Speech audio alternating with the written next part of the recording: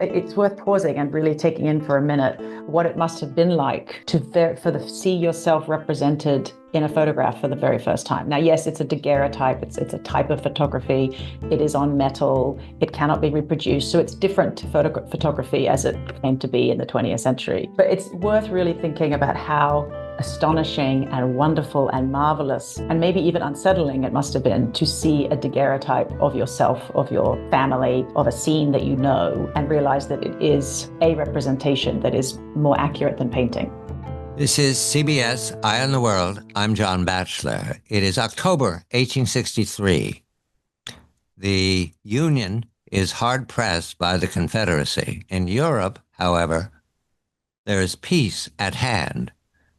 Such peace that a man named Nadar, that's an homme de guerre, climbs into a balloon, giant balloon, 196 feet tall, with his wife Ernestine and guests in a basket that is built for pleasure. And they're having breakfast, coffee and croissant, sailing over France. And then there's trouble.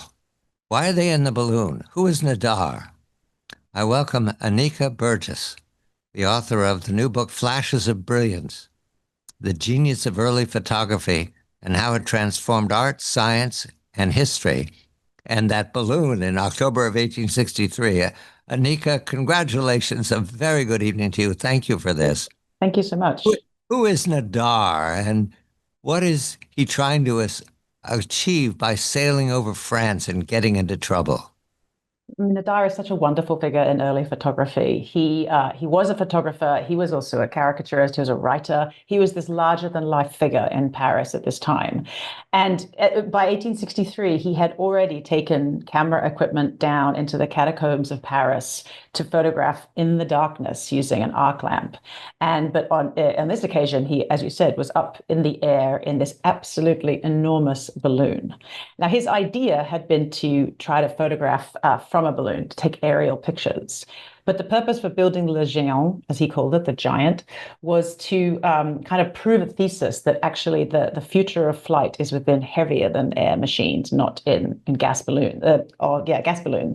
And so he hoped to raise money through the spectacle of this balloon to continue experiments with heavier than air machines. But of course, on that second journey that he took that you just described, everything went terribly wrong. Terribly wrong. They're descending too fast. Mm-hmm.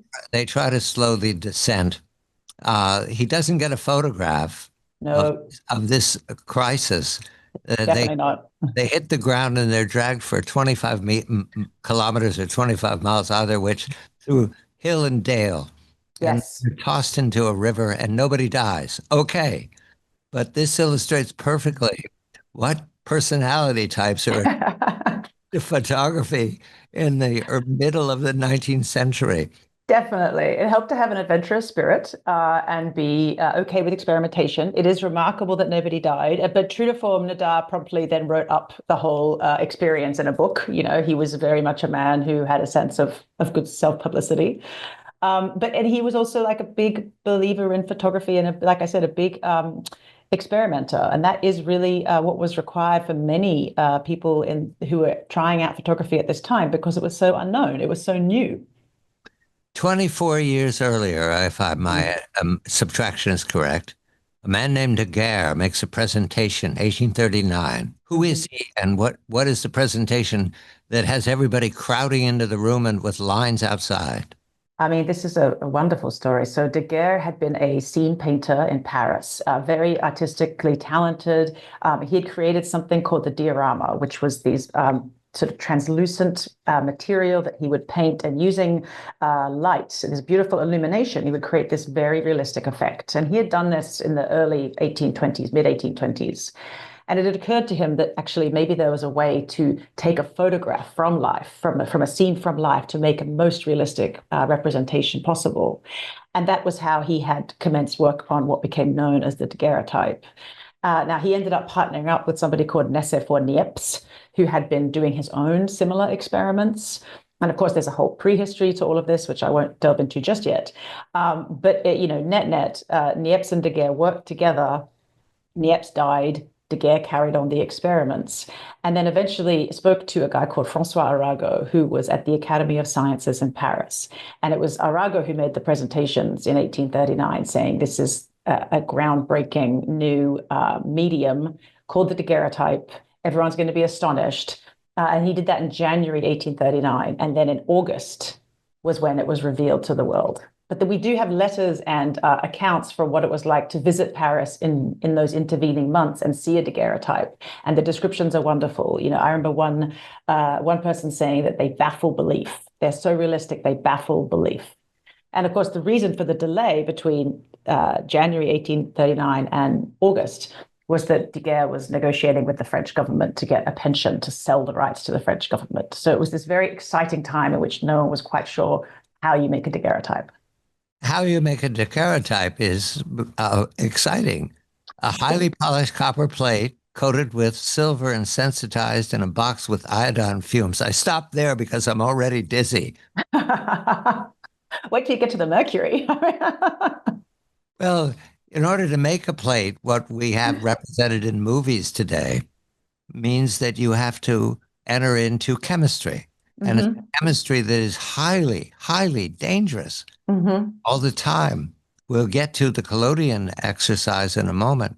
But we're talking about personality types that will take risks that in photography magazines as they start or newsletters, they make it very clear. Don't drink the iodine. Don't have anything to do with all kinds of poison things blow up. But the genius of a daguerreotype is that it's forever. I didn't realize that, Anika. Once I Yes. see it's one of a kind. It is absolutely one of a kind. And that was so one of the most remarkable things, and I think that people commented on a lot, was how sharp and clear they were.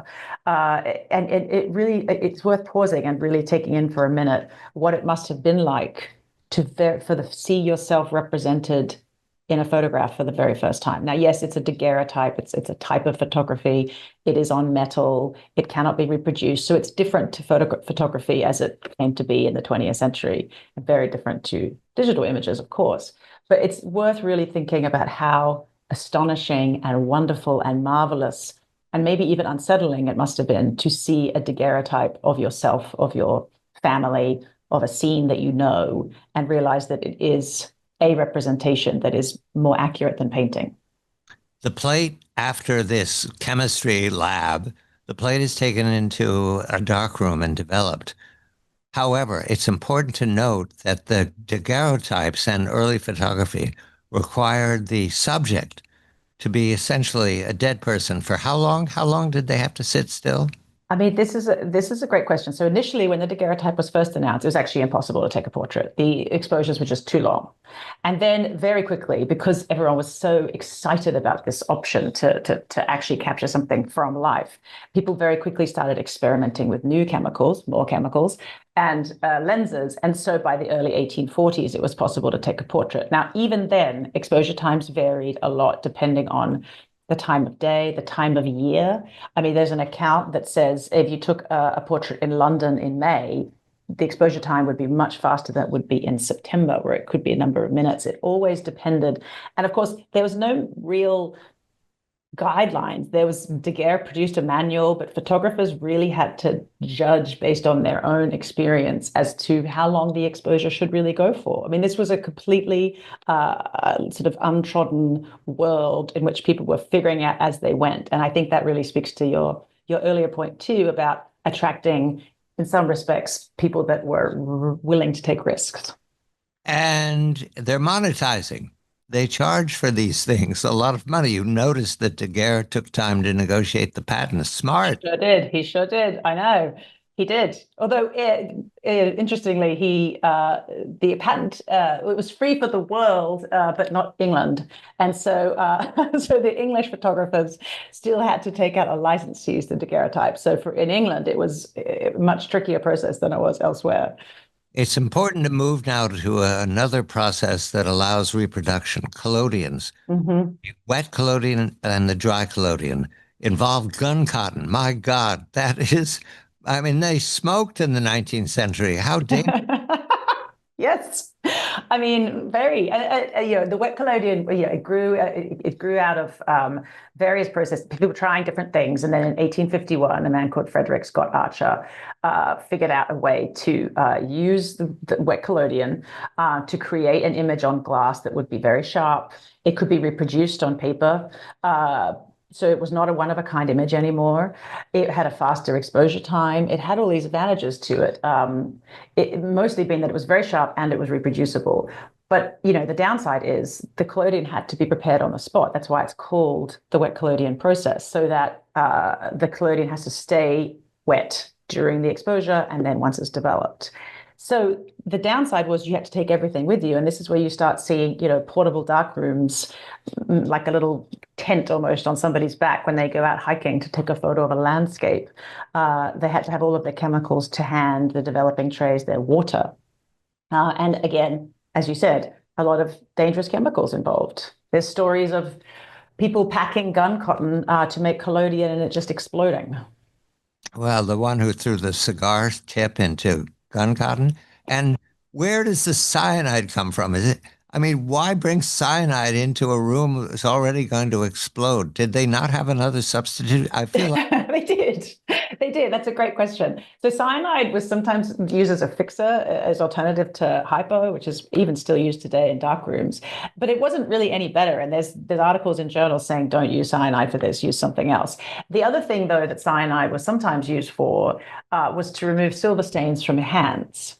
And there's even, an account from, I think it was 1857, of someone writing a manual of photography and saying, you use saturated cyanide, but be really careful because if it gets into your cuts, any cuts on your hands, it's very dangerous. And that is just like a huge understatement. You could die from cyanide coming into a cut or an abrasion in your hand. And yet still it was used to remove silver stains on hands.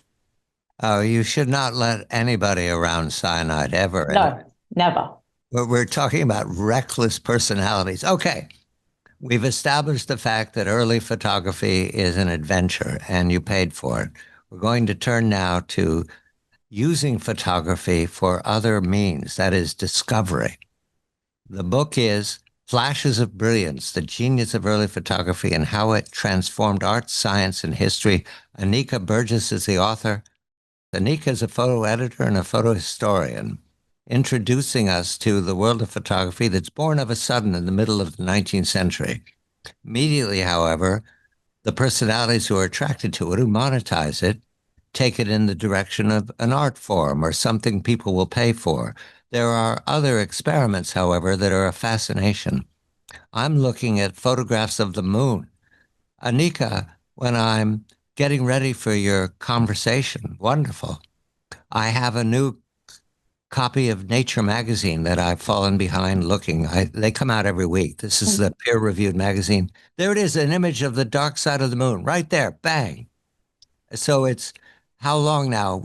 Almost 2 centuries since they first dreamed of taking pictures of the moon. We're still taking pictures.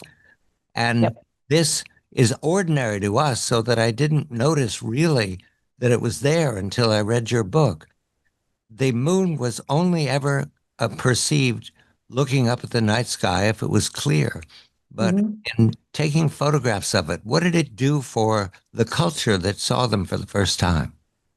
Well, I mean, I love the stories around the moon because I do think, it's interesting to consider how it is a presence in all of our lives every night, and yet it was not able. No one had captured it on anything other than a painting, and then photography came along. But the real difficulties, of course, is to try to photograph the moon when it's very far away, when it's nighttime and you need light, when there's motion. These were things that early astrophotographers were dealing with.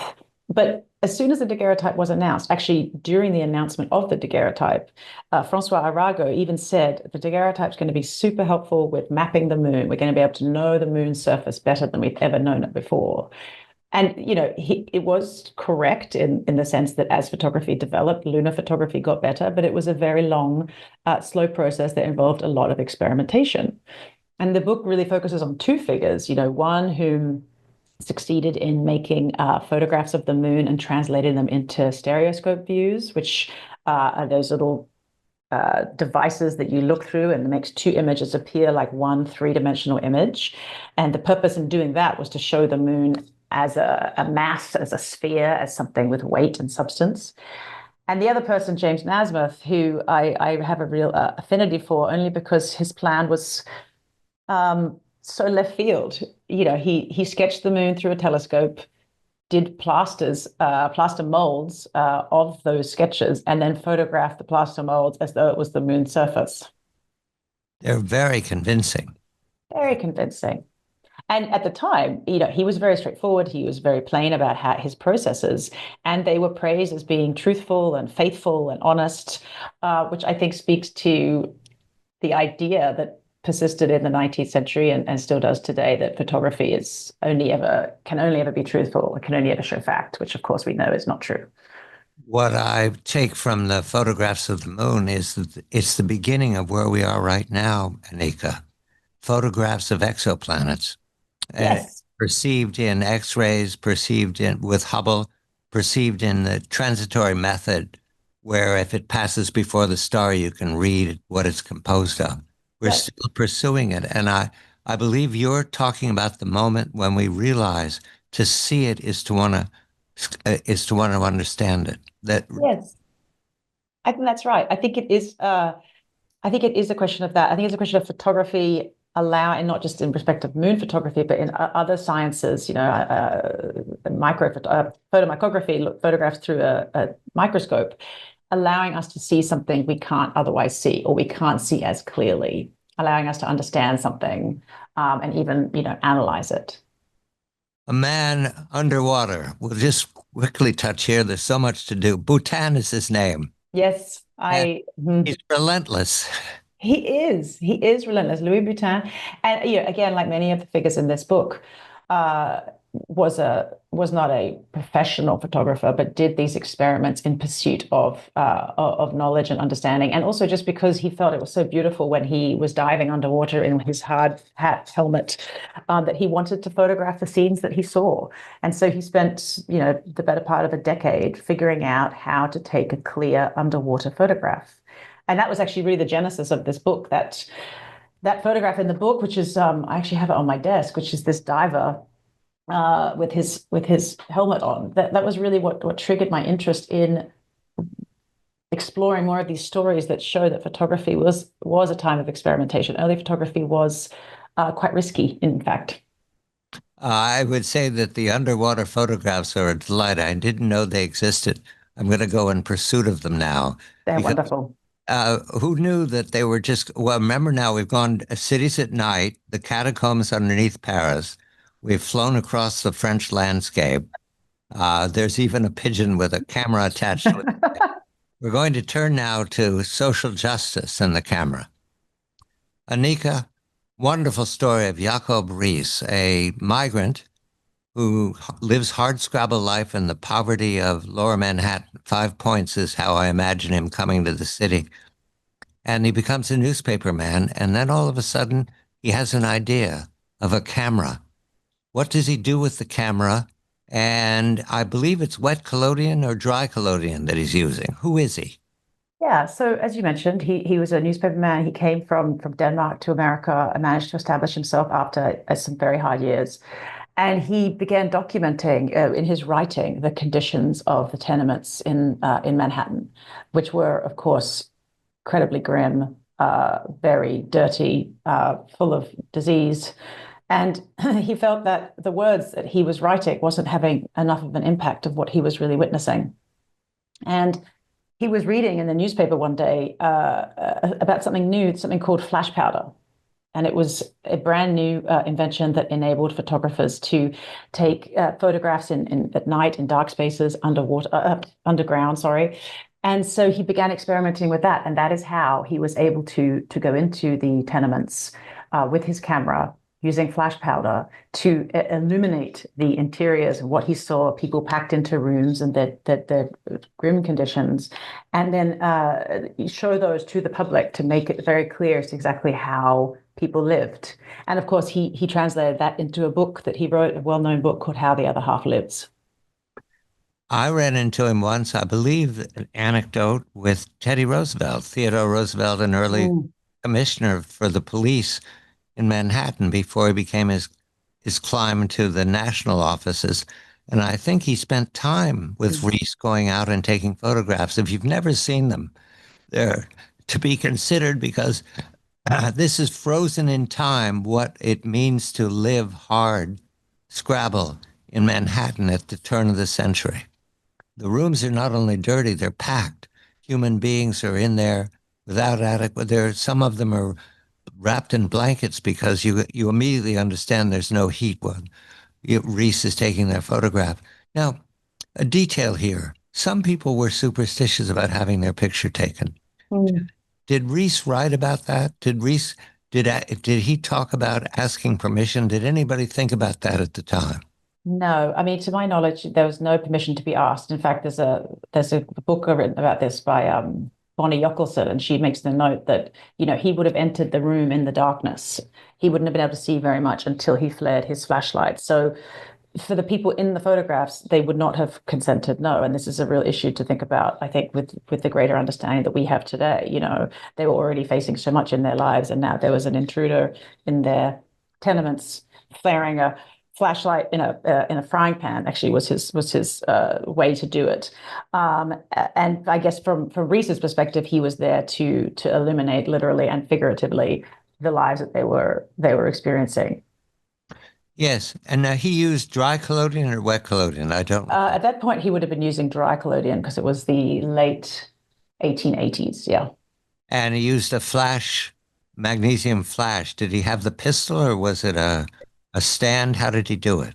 The pistol, he actually knew the individual who developed the pistol, a man named, actually a dermatologist named Henry Piffard.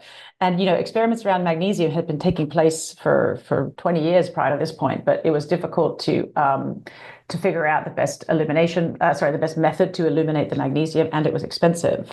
And so by the time Reese started using it in the late 1880s, it had dropped in price and it was easier to obtain. It was still very dangerous, of course. And Piffard had developed a magnesium cartridge that you put into a regular pistol and fired it off to illuminate your scene. And he actually used that on his dermatology patients so he could take a picture of them in low light situations. To my knowledge, Reese did not use the pistol. He illuminated his magnesium or ignited his magnesium in a frying pan. Also, you can take the poverty of 5 Points in Manhattan and you can take the awe-inspiring Yosemite. Again, photographs are the way the public understands what needs to be done. Who first? How did they do this? Hauling that equipment around? What did they have? Teams of 50 people? No, I mean, this is a remarkable story involving a man called Carlton Watkins, who was actually from New York and went to San Francisco and ultimately made his way to Yosemite with the idea that he wanted to take what were known as mammoth format photographs. And mammoth was around 20 inches by 16 inches ish. And of course, he was using the wet collodion process, which, as we've talked about, required all of the chemicals to be on site with you. And when you have very large negatives, 20 by 16, you need a very large camera, you need very large developing trays, and you need a lot of chemicals. So Watkins went to Yosemite many times, but his first trip was in 1861. And yes, I believe he had two assistants with him on that trip. There's some information about his life, or quite a lot of information about his life is missing. But a later trip, he reportedly had 2,000 pounds of equipment with him, which he was taking over landscapes by mule, setting up on the spot with these enormous plates and this enormous camera, which reportedly weighed 75 pounds, to try to photograph this enormous and magnificent landscape. Yes, you have one photograph in particular that's fetching because the foreground is quite clear, the shining light on the leaves and the river flowing with the detritus on the side, but the distance images are of huge mountains, but they're covered in what appears to be a mist. It's Mhm. it's very much a movie set, not a photo. Mhm.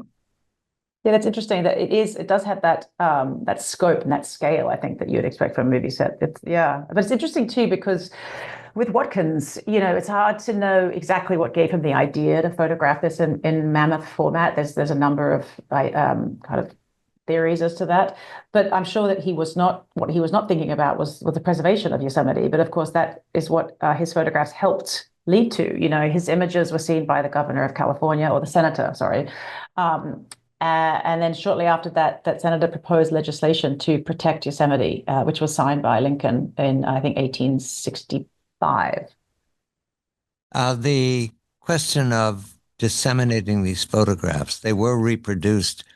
Were they capable of doing newspaper reproduction? I don't remember at this time. I think No, not at this time. No. So his images were seen, they would have been displayed in galleries. So he sent them to people. He sent them to Olmsted, the individual who designed Central Park. He sent bundles. He would display them in galleries. They were displayed actually in New York, which is remarkable. They traveled across the country to be displayed in a gallery in Broadway in around 1862. So it was really a sort of a seeing them in person situation because at this point it was really only photographs could be translated to engravings to be published in the newspapers, but full reproduction of photos didn't happen until around the time Jacob Riis was taking his pictures. philosophy, we must attend to the fact that early on in the right away, the question was raised, is a photograph true? And the assertion was that it was true, although there are plenty of examples of manipulation. And it's still today. When I see something online, Anika, I doubt it right away, Mm, mm, especially if it suits common sense. I go, what is this? And so they had that same story. The one that's most tragic is the picture of Mary Lincoln claiming that they can see Lincoln's ghost behind her. yes. However, there were uses of the trickery of photography, and they learned early on that you can do a scene that you can reproduce forever. Was it considered resolved that whether photographs were true or false in the 19th century? Because your book goes up to the First War. Yes. You know, and I think that it was a hotly debated topic, especially in the 1850s and 1860s, which is when those artists that you just mentioned, a man called Ragelander and another man called Robinson, when they started to use photo manipulation to create scenes from their minds, imagined scenes, allegorical scenes. And there was a huge outcry and some controversy over them doing that because there were many people that believed photography should only and can only be used to depict truth and fact, even though photography is not true in the sense that at that time it was in black and white. That does not mean it was true. Sometimes the lens could be distorting something and the perspective would look off. Nevertheless, it just grew out of this idea, and one theory is that it's because photography came from science, as you pointed out earlier. It came from chemistry and optics, that therefore it had to be truthful and it should only be truthful. But already there was pushback on that, even in those early days. Who was Anna Atkins? I mean, she is a really interesting figure in early photography. She was, very well educated, and she started to experiment with something called cyanotypes, which was invented by Sir John Herschel, who was also very influential in early photography. And a cyanotype is a cameraless process. It basically is a way to reproduce an outline of an object on paper, and when you rinse it, it becomes this beautiful blue color. In fact, it was later used as blueprints for a long time. But Atkins had the idea in the early 1840s to use the cyanotype to create images of algae. She was a very keen botanist. And so she spent a very long time producing many, many, many books that had these prints, these cyanotype prints in them. And I trace her history in the chapter on color photography because it is really interesting to consider and back to the conversation about truth in photography, the fact that color was painted onto images or hand tinted images, and that work was often done by women. There are social details here that are critical. People see things, they respond, which is why the question of truth. There's also politics here. Again, Alice Austin, new to me, thanks to you, Anika. Who was she? She was a photographer in Staten Island. She was an amateur in the sense that she didn't get paid for her images. She didn't have a studio set up. But I think her approach would very much be seen as a professional. She photographed everything in her life. She photographed scenes of her friends and her family, and she took detailed records of what she photographed and how and what lenses she used. And through Alice Austen, and I have such an affinity for her and her work because she took these photographs that feel very new and fresh, and because they show her friendships, they show intimate relations with her friends, they show their loyalty, they're very playful. There's pictures of her and her friends dressing up as men. And I think it's a really like important record to show this aspect of photography from the 1890s onwards. There is science afoot here as well. The accidental discovery by a man named Röntgen, you might recognize the name because we use it as a metric, of X-rays. How did he do it? I mean, Röntgen is so he's a physicist. He discovers X-rays. He discovers they can be used to create an impression on a plate, and that they can see through things. And so very quickly, notwithstanding the science behind it is a mystery, and no one was quite sure what X-rays were for quite some time, it becomes seized upon as a new form of photography. It's actually called the new photography, shadow photography, Röntgen photography. It all sort of becomes this idea that, oh, there's a new way of seeing, and it is photographic as opposed to being anything to do with sort of physics. And this is to the extent that by the spring of 1896, and Röntgen first announced his discovery at the end of 1895, by the spring of 1896, camera suppliers were selling at-home X-ray equipment. You would pick up a camera, and then you could pick up some X-ray apparatus as well. The X-ray became something that was revelatory, but at the same time exceedingly dangerous, and they had no knowledge of this. I uh, I read the part where people were having their limbs amputated, and I stopped reading, Anika. I didn't know about that.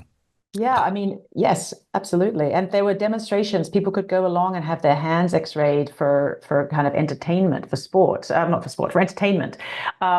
And people did sort of start reporting what they called X-ray burns, but no one was really quite sure what it was. And as you said, the practitioners, the people that actually took the X-rays, many of them suffered terribly. I can recall going to a shoe store with my father in Cincinnati, Ohio. This would have been in the late 50s. And there was a machine there. You stood on it and you had a photograph taken of your foot as an X-ray. And Hmm. the idea was the Kirk would then fit you perfectly with a shoe because we were all growing boys. But the machine had been turned off. And I remember there was a note saying we no longer use this machine. And it wasn't until I read your account that I realized it was as late as this would have been 59, Yep. that they were Yes. still unsure that the X-rays were dangerous especially to children. Yes, actually, I found an article reporting I think it must have been the early 1860s, where they were recommending that each state enact legislation to prohibit the use of, I think they're called photoscopes or pedoscopes or something. But interestingly, even that can be traced back to those early days of the first X-rays. There were ads even then for having your foot X-rayed to find the shoe with the perfect fit. One more, Paul Martin and the candid camera. The scene in the courtroom is amazing to have. And I realize now I can't tell these old photographs what was taken sneakily and what was taken out in the open, but you can guess that it's so fresh, that photo. Yes.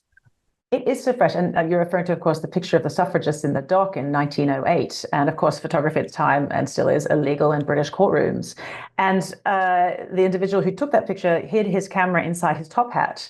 And that was just sort of one part of what had started sort of 25 years earlier with the rise of amateur photography, with the rise of cameras disguised as something else. My favorite is the camera disguised as a picnic basket. But this individual, who was a press photographer, he decided that he wanted to get a photo of these very newsworthy suffragists. And he did it through a little sneaky photograph taken through his top hat. And the British government did it in order to be brutal towards the suffragists. Now, there is a sad note here as well. Photographs of women who were considered insane at the time. It's hard to look at. It's It hard. is. It is, and that was slightly earlier. That was in the 1850s, and the doctor in question there, Dr. Hugh diamond, he felt like his view was by taking portraits of his patients, it was a way to both diagnose them and also to treat them because he would show them the photographs. But again, as with Rees, it is highly unlikely any of those women gave consent to those images to be taken. They were women who were not well off. They were women who were, economically not well off, and obviously had mental illness. And so the photographs that he took of them, he actually also used to display in art galleries. So there's a lot of issues around consent and surveillance that that rise up with Diamond's portraits, but also with the candid photographs of women, and ultimately leading to the British government's surveillance images of suffragists. The payoff is today, motion pictures. Maybridge, who was he? This is the transition now. We're going from photographs to movies, but who was Maybridge?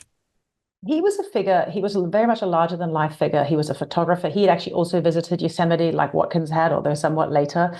He had this idea to try to photograph movement or motion, and there's lots of stories around whether or not he entered. He was doing it because of Leland Stanford having a bet about how horses actually move.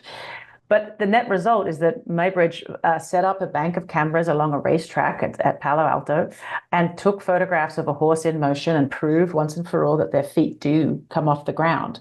And from his work, along with obviously other inventors and innovators, grew motion pictures. I mean, even the name motion picture, when you think about it, it started from these small slices of movement that ultimately went on to become spun in a disc that Muybridge developed, and then became movies as we know them. Yes, the future's already here. It's just not evenly distributed, is the paraphrase. And Anika Burgess's book demonstrates they could see where we were going. They could imagine it where we were going, and we got there, and we have more to learn. However, these are the early days, and Nadar is still flying across the French landscape, and his suffering wife, Ernestine. Flashes of brilliance, Anika Burgess. I'm John Batchelor.